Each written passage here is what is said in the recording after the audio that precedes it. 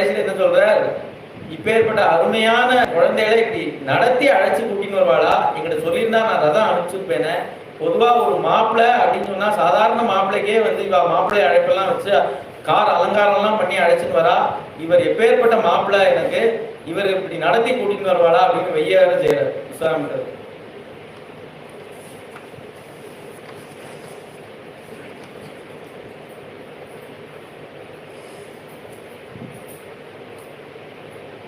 இவளை பார்த்தது வந்து எனக்கு மனசு ஏதோ செய்யறது. ஏன்னா இவர் வந்து பிரம்மஞானி, இதெல்லாம் பார்த்து கலங்குறவர் இல்லை. லோக விஷயம் எதையுமே இவர் வந்து அலட்சியம் பண்ணக்கூடியவர். அப்பேற்பட்ட பிரம்மஞானி. அங்க அவர் மட்டும் பிரம்மஞானி இல்லை, அந்த மிதில தேசத்துல அத்தனை பேருமே பிரம்மஞானி. ஒரு வேசி உட்பட அத்தனை பேருமே வந்து பிரம்மஞானியா இருக்கா.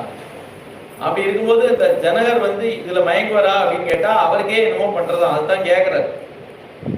இவாளை பார்த்தா தேவால